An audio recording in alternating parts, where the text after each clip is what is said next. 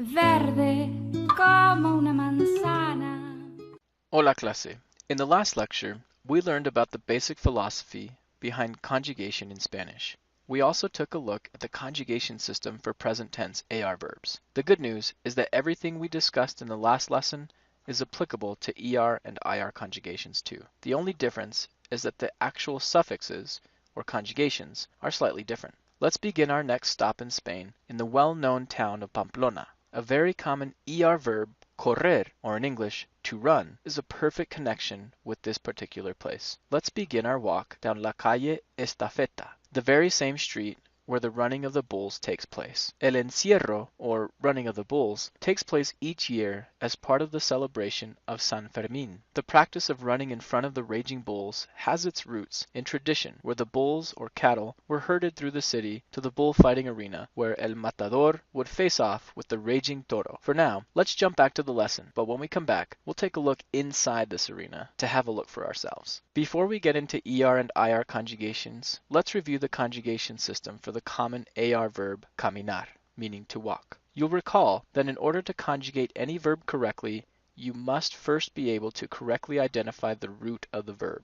This is easily done by looking at all letters in the verb minus the last two.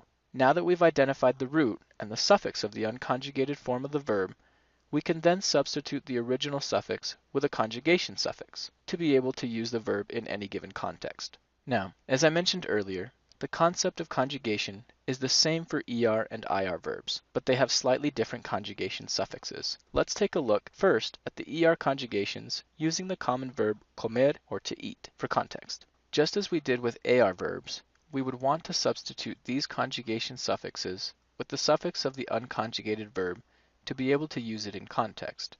Now, the conjugation suffixes for IR verbs are almost exactly the same to those of ER verbs, with the exceptions being the nosotros conjugation and the vosotros conjugation. Now that we've seen the conjugation systems of these two verb categories, let's take a look at some examples of ER and IR verbs conjugated out. Just as with AR verbs, you'll note that the roots of the verbs have been maintained and that the conjugation suffixes have replaced the original suffixes of the non-conjugated forms of the verbs. Now, take one more look at the conjugated forms of all three verb categories.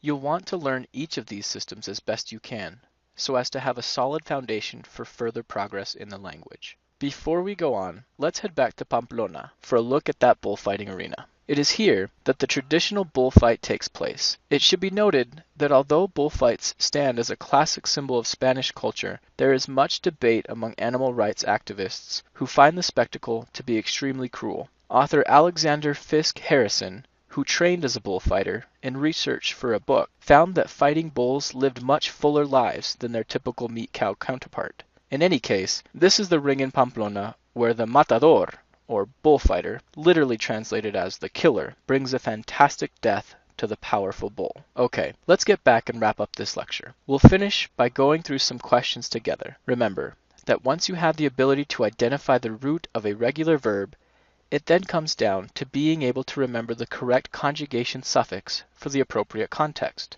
According to the subject pronoun you see here, what conjugated form of the verb in parentheses would be needed? The correct answer, according to this particular context, is corro. Let's have a look at that conjugation tree for the ER verb, correr. Let's take a look at another. According to the subject pronoun you see here, what conjugated form of the verb in parentheses would be needed?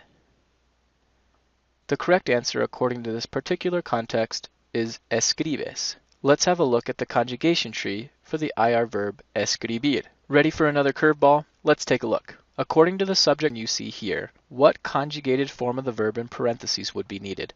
The correct answer, according to this particular context, is abre. This is because mi hermana coincides with the third person singular pronoun she. Let's have another look at the conjugation tree for the IR verb abrir.